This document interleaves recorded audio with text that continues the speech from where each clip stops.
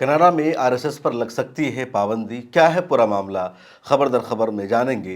Karnataka high court ने BJP leader को सख्त फटकार लगाई है एक मुस्लिम अधिकारी के साथ बदतमीजी करने की वजह से। झारखंड में स्टूडेंट्स का जो प्रोटेस्ट है एक नए मरहले में दाखिल हो चुका है। दिल्ली असेंबली से खबर सामने आई है जहां अमानतुल्लाह खान दिल्ली दंगा की सच्चाई बता रहे थे तो उनके माइक को बंद कर दिया गया और फिर विधानसभा में ज़बरदस्त हंगामा हुआ। उधर देश की पार्लियामेंट में भी लगातार हंगामा और एहतजाज का सिलसिला जारी है। इसके अलावा कुछ इंटरनेशनल खबरें हैं। इन तमाम खबरों की तफसील आज जानेंगे खबर दर खबर में।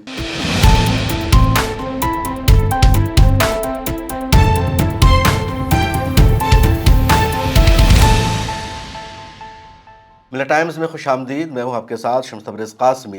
कनाडा से खबर सामने आ रही है कि वहां आरएसएस पर पाबंदी लगाई जा सकती है और आरएसएस के चीफ मोहन भागवत को वहां जाने से रोक दिया जाएगा। पूरा मामला क्या है उसे समझिए। कनाडा में इससे पहले भी आरएसएस के खिलाफ आवाज़ें उठती रही है। आरएसएस को बैन करने और आरएसएस को दहशतगर्द तंजीम की कैटेगरी में रखने का मुतालबा किया गया है। अब 31 अगस्त को आरएसएस के चीफ मोहन भागवत कनाडा जाने वाले हैं। उनका दौरा शेड्यूल है और जैसे ही मोहन भागवत के कनाडा दौरा की खबर सामने आती है, कनाडा की सिविल सोसाइटी ने, वहां की कुछ पॉलिटिकल पार्टियों ने यह मुतालबा किया कि आरएसएस एक ऐसी ऑर्गेनाइजेशन है जो माइनॉरिटीज़ के हुकूक की रियायत नहीं करती है, जो अक़लियतों की दुश्मन है, जो हिंसा फैलाती है। इसलिए आरएसएस पर कनाडा में पाबंदी लगा दी जाए और आरएसएस के चीफ मोहन भागवत को आने से रोक दिया जाए। कनाडा के वजीर हैं जिनका नाम है हेथर, इस तरह कुछ और रहनुमा है जॉन कैंडी।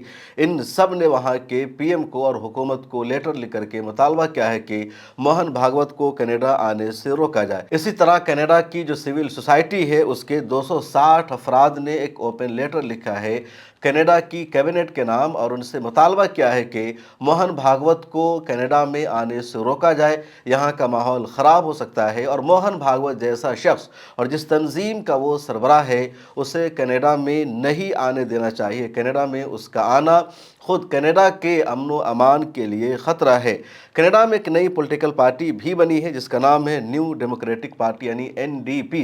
इस पार्टी ने भी वहाँ की कैबिनेट से और हुकूमत से मुतालबा किया है मोहन भागवत को कनाडा आने से रोक दिया जाए। इससे पहले अमेरिका में भी आरएसएस के खिलाफ कई मरतबा आवाज़ उठ चुकी है कि आरएसएस एक ऐसी संस्था है जो वायलेंस में यकीन रखती है, जो तशद्दुद को हवा देती है और इसलिए उस पर पाबंदी लगनी चाहिए। और कनाडा में भी कई मरतबा मुतालबा हुआ और इस मरतबा बड़े पैमाने पर विरोध हो रहा है।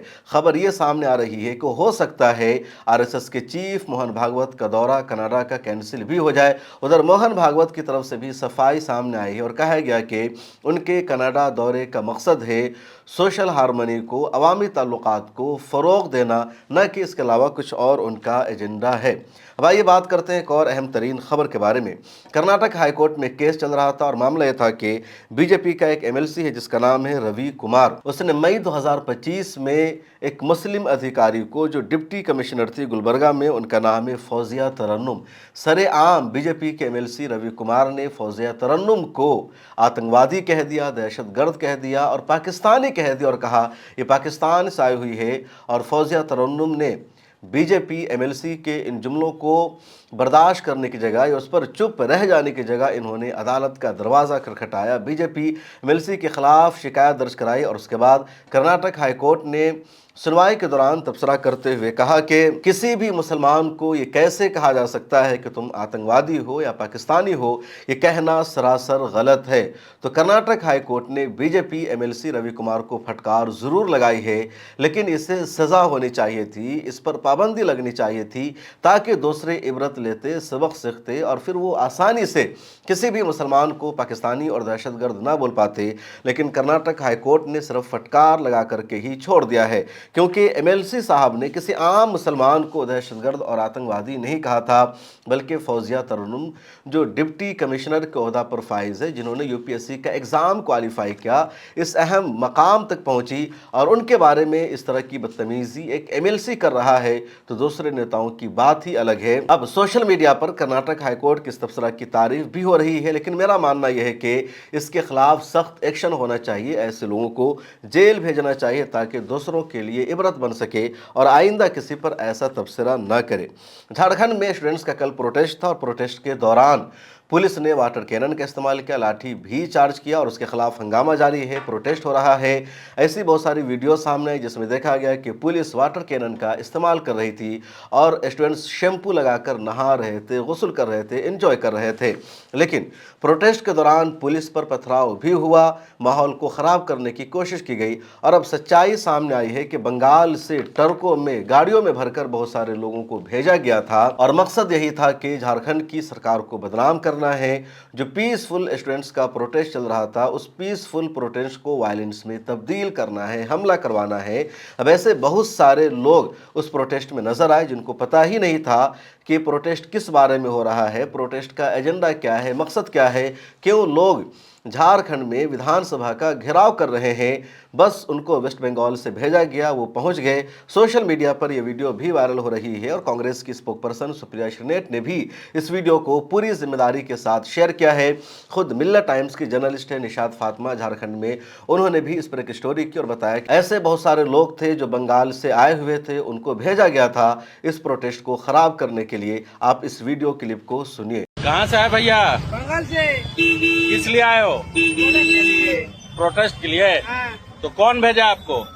सब बीजेपी? हाँ हाँ। क्या बोला? जगह आने के लिए बोला था। क्या जगह ये आने हैं इसलिए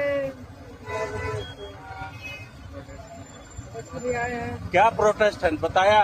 नहीं नहीं बताया, बस भेज दिया। क्या पैसा भी दिया है? नहीं आने जाने का दिया खर्चा?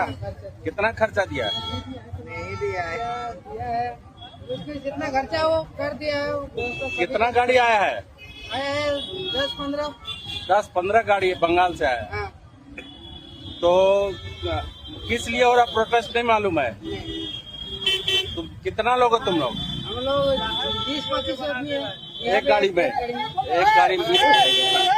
और ये सच्चाई है, रियलिटी है। आपने सुना कि लोगों को बंगाल से भेजा गया, उसके अलावा पत्थर भी प्रोटेस्ट के दौरान चलाया गया। सौरभ शुक्ला ने भी अपनी रिपोर्ट में, स्टोरी में इसका दावा किया है कि प्रोटेस्ट में आए लोगों ने पत्थर चलाया। अब इसके पीछे का मकसद समझिए। झारखंड में एनडीए की सरकार नहीं है, यानी न तो बीजेपी की सरकार है और न बीजेपी की किसी इत्तेहादी पार्टी की सरकार है, बल्कि वहाँ जेएमएम की सरकार है और जेएमएम का अलायंस है कांग्रेस के साथ, यानी इंडिया ब्लॉक की झारखंड में सरकार है और वेस्ट बंगाल में इस वक्त बीजेपी की हुकूमत है। अब जब से झारखंड में स्टूडेंट्स ने प्रोटेस्ट शुरू किया, गोदी मीडिया ने इस प्रोटेस्ट को सपोर्ट करना शुरू कर दिया। लेकिन जो लेफ्ट के जर्नलिस्ट हैं या जो लोग सच्चाई दिखाते हैं, जो लोग दिल्ली के जंतर मंतर को कवर कर रहे थे, वो तमाम लोग भी वहां पहुंच गए और बीजेपी का जो एजेंडा था या राइट विंग का जो एजेंडा था उसमें कामयाबी नहीं मिल सकी। इस प्रोटेस्ट में एंट्री होती है अमन चोपड़ा की।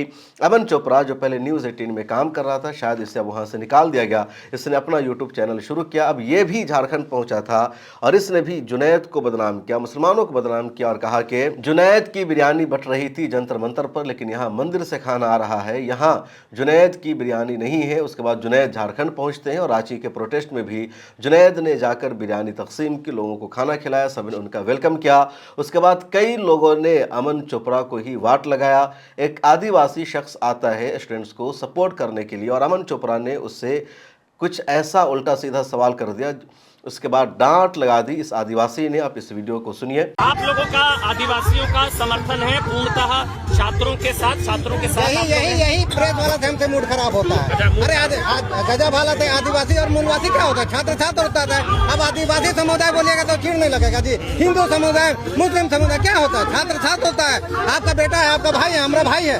छात्र छात्र नहीं फिर वही छात्र छात्र होता है। हौसला तो बढ़ावे कर रहे हैं। यहाँ सब आया हुआ है। देखिए हमारा समर्थन है। हाँ, ये देखिए कहीं गलत नहीं है, ये लोग कहीं ना कहीं सही है, इसलिए इन लोग का समर्थन हम लोग कर रहे हैं। और रही बात इन लोग का मांग का, तो मुख्यमंत्री साहब से निवेदन करते हैं कि इन लोगों का मांग जो जायज है उसको कृपया आप निदान करने का कोशिश करें। सरकार क्यों सुन नहीं पा रही है या क्या हो क्या रहा है? 15 दिनों नहीं कैसे नहीं सुन रही है? आ रहे हैं सरकार तो आ ही रही है। अब इन लोग का क्या मांग है क्या नहीं है। ठीक है, चलिए। आदिवासी इंस्टाग्राम पर यह वीडियो शेयर की गई थी, लेकिन मैंने यहाँ भी आपको सुना दिया।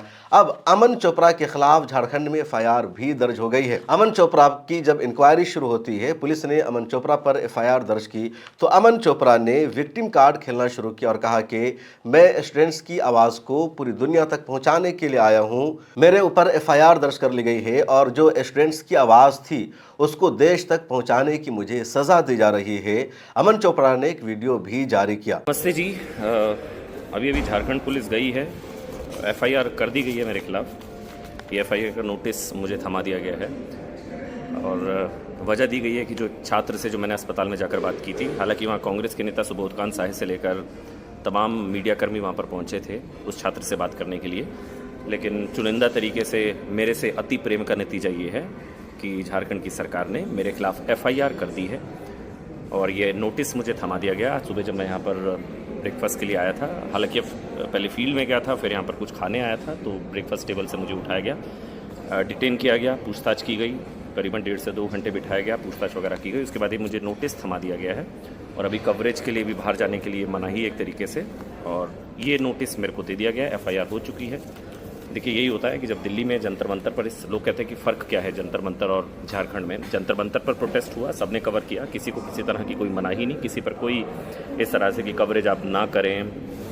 लेकिन यहाँ पर बच्चों के, छात्रों के विधानसभा घेराव को कवरेज करने से पत्रकारों को रोका जा रहा है, उन्हें हिरासत में लिया जा रहा है, डिटेन किया जा रहा है पत्रकारों को। और ख़ासकर जो एक छात्र, उनका नाम था राहुल क्रांति, उनका नाम, जो अस्पताल में पहुंचे, उनकी तबीयत बिगड़ी, उनका 5 किलो वज़न कम हुआ, उनको सांस लेने में तकलीफ हुई। कांग्रेस के नेता भी वहाँ पर गए मिलने, सुबोधकांत साहे, रांची के सांसद भी गए, इसके अलावा पूरा मीडिया वहाँ पर पहुँचा, मेरे अलावा तमाम मीडिया वहाँ पर पहुँचा। लेकिन चुनिंदा तरीके से टैप की टीम जब वहाँ पर पहुँची तो उनके खिलाफ एफआईआर कर दी गई है, नोटिस मेरे को थमा दिया गया है, एक और कानूनी पचड़े में फंसा दिया गया है। ऐसा यही सच बोलने की कीमत जो है कभी कभी क्या चुकानी पड़ती है।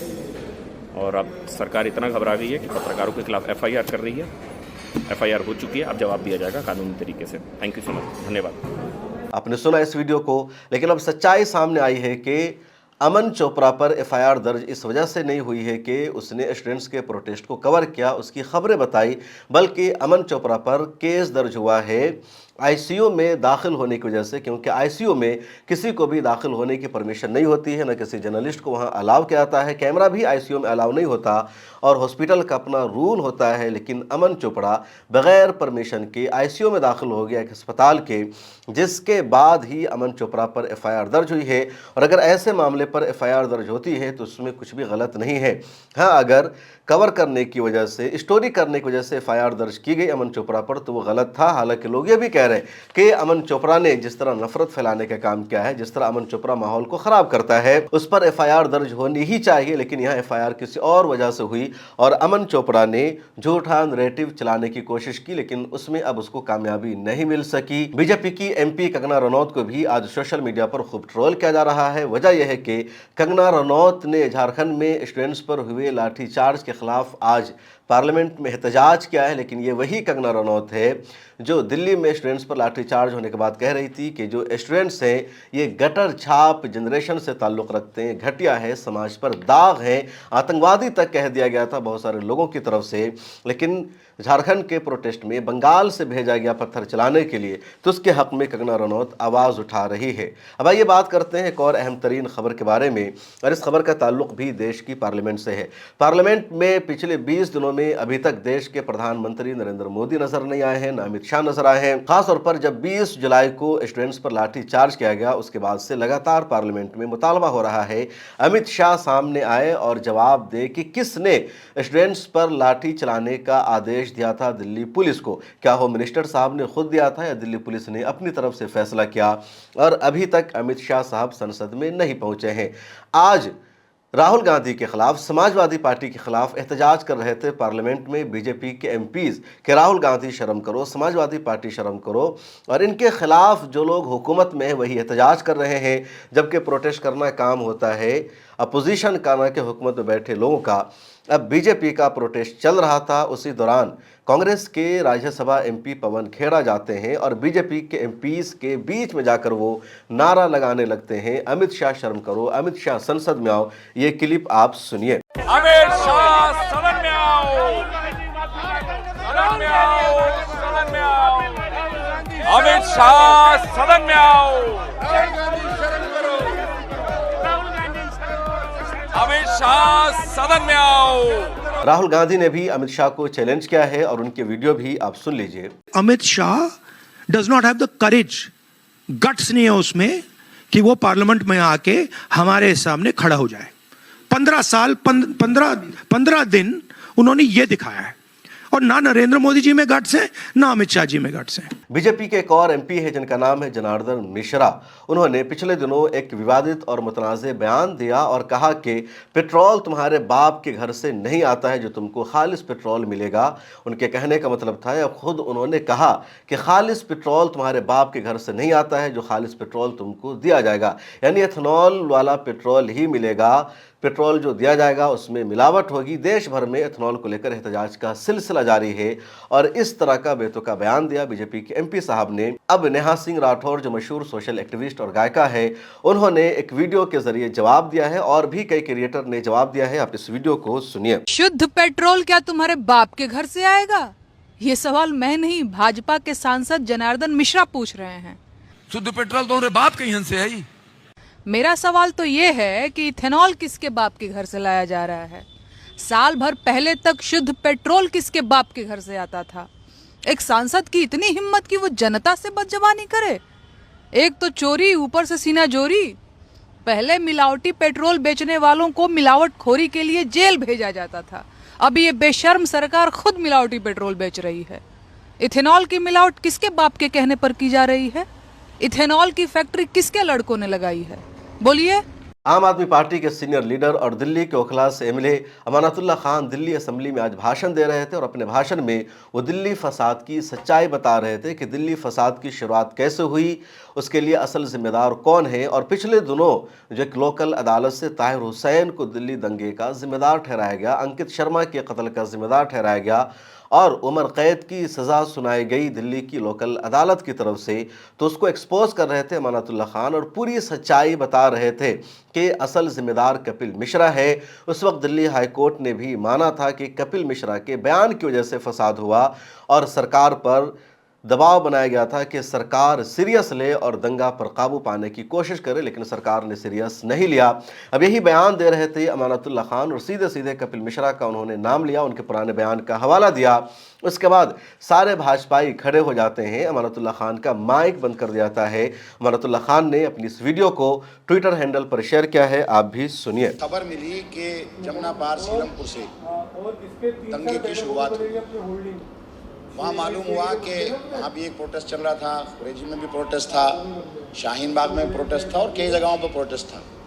लेकिन बीजेपी के एक कद्दावर लीडर जो आज दिल्ली सरकार में मंत्री हैं, कपिल मिश्रा जी, वो अचानक वहाँ आते हैं, आकर के पुलिस की सामने बयान देते हैं कि अगर ये प्रोटेस्ट ख़त्म नहीं किया गया, सड़क पर से नहीं हटाया गया, तो फिर हम आपकी भी नहीं सुनेंगे, हम इनको सबक सिखाने का काम करेंगे।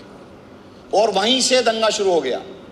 ये जो कहते हैं आम आदमी पार्टी ने दंगा कराया था, एक आदमी, देखिए अध्यक्ष जी बोलने दीजिए, एक आदमी ऐसा कोई सबूत ला कर दे दे कि जो हमने दंगे की शुरुआत की हो।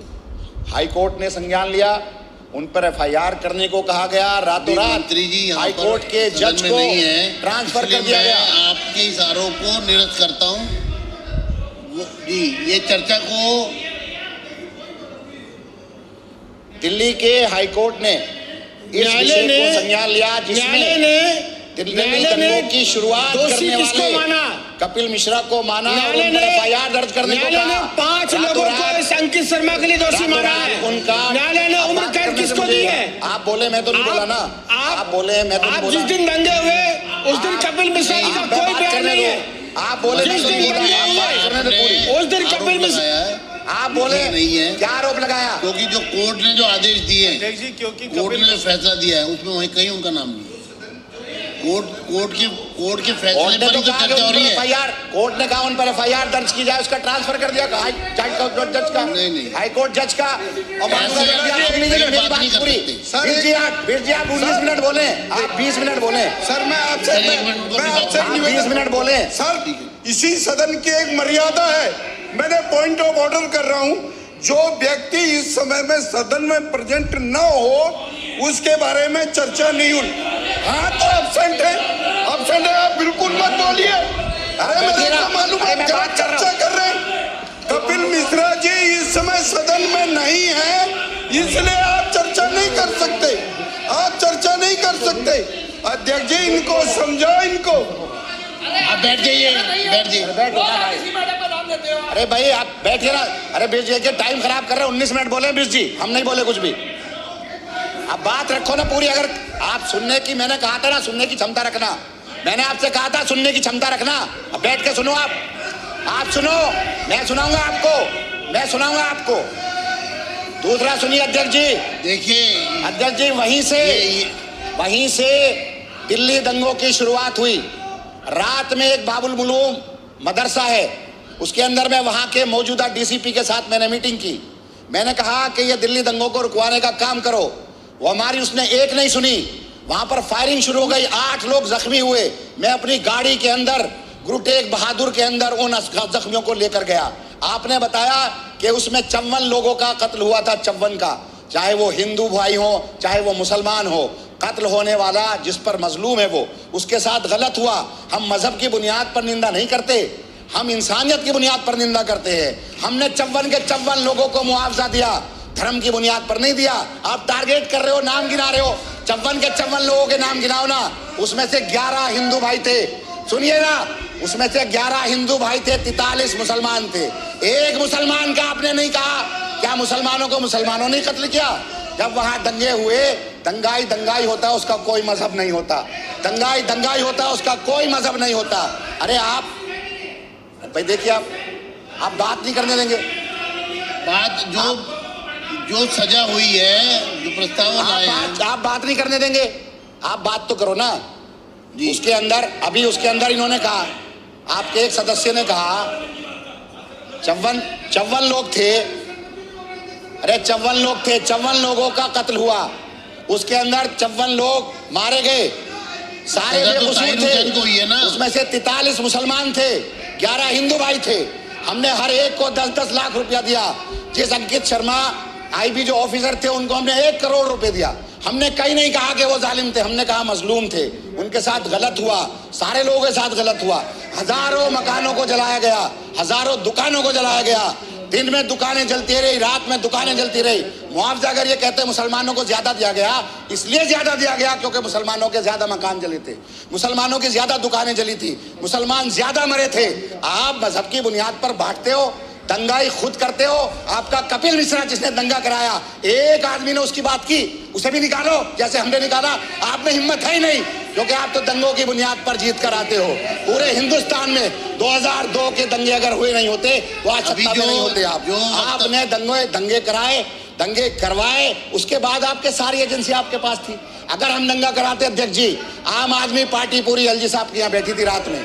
हम सारे के सारे, गोपाल राय जी भी एलजी साहब के यहाँ थे, मैं भी एलजी साहब के यहाँ था, संजीव झा भी एलजी साहब के यहाँ थे। हमने वहां जाकर धरना दिया, कमिश्नर को तलब कराया, कमिश्नर से कहा कि पूरी दिल्ली जल रही है, इसको रोको। 3 रात तक मैं जागा। करावल नगर से 8000 लोगों को निकाल कर लाया था, मुस्तफाबाद से 650 लोगों को निकाल कर लाया था। पूरी रात जाग करके एक आदमी हमने लगाया था। मुस्तफाबाद की ईदगाह में मैंने कैंप लगाया। और आइए बात करते हैं कुछ इंटरनेशनल खबरों के बारे में। सीरिया की अदालत ने शाम के साबिक सदर बशारुल असद और उनके भाई महर अल असद को फांसी की सज़ा सुनाई है। 14 सालों तक शाम में खाना जंगी रही और खाना जंगी के दौरान सीरिया में लाखों मुसलमानों का कत्ल किया गया। 1 करोड़ से ज़्यादा लोगों को बेघर होना पड़ा, उन्हें अपना देश छोड़कर दूसरी जगह जाना पड़ा। तो सीरिया में जब इक़्तिदार की तब्दीली हो गई, उसके बाद सीरिया की अदालत में बशारुल असद के ख़िलाफ़ मुकदमा दायर किया गया और बशारुल असद की गैर मौजूदगी में सीरिया की अदालत ने बशारुल असद और उनके भाई को फांसी की सज़ा सुनाई है। बशारुल असद ने 14 सालों तक सीरिया में जेनोसाइड किया, कत्लेआम किया और बशारुल असद के दौरे हुकूमत में 5 लाख से ज़्यादा लोगों का कत्ल हुआ। उसके अलावा 1 करोड़ से ज़्यादा लोगों को बेघर होना पड़ा। और सीरिया में ये जो कत्लेआम हुआ था उसमें ईरान का बराबर का सपोर्ट था और रूस भी मदद कर रहा था। रूस और ईरान के सपोर्ट से बशारुल असद ने सीरिया में अपने ख़िलाफ़ उठने वाली हर एक आवाज़ को बेदर्दी से दबाने की कोशिश की। जेनोसाइड किया गया। पिछले कई सालों की तारीख़ में जितना बड़ा कत्ल और जेनोसाइड सीरिया में हुआ मुसलमानों का, किसी और देश में नहीं हुआ है। और आइए आपको बताते हैं एक और इंटरनेशनल खबर। बाबुल मंदब को अभी तक हौसियों ने बंद कर रखा है और आज सऊदी अरब के एक और तिजारती जहाज पर हौसियों ने हमला किया है। उधर सऊदी अरब ने जो मक्का मुआहदा किया है हौसियों से निपटने के लिए, अपने आप को मजबूत बनाने के लिए, तो उस मक्का मुआहदा की लगातार तारीफ हो रही है। पूरे आलम इस्लाम से उसको सपोर्ट मिल रहा है, उसकी हिमायत की जा रही है और दूसरे कई मुल्कों ने भी मक्का मुआहदा में शामिल होने का ऐलान किया है। अभी तक जो मक्का मुआहदा हुआ उसमें तुर्की, पाकिस्तान और सऊदी अरब शामिल है कि एक मुल्क पर अगर हमला हुआ तो दूसरे मुल्क पर हमला तस्वुर किया जाएगा और तीनों देश मिलकर एक दूसरे का दिफा करेंगे। यह मक्का मुआहदा का मतलब है। अब मिस्र ने भी ऐलान किया है कि अगले दिनों में वो भी इस मुआहदे का हिस्सा होगा।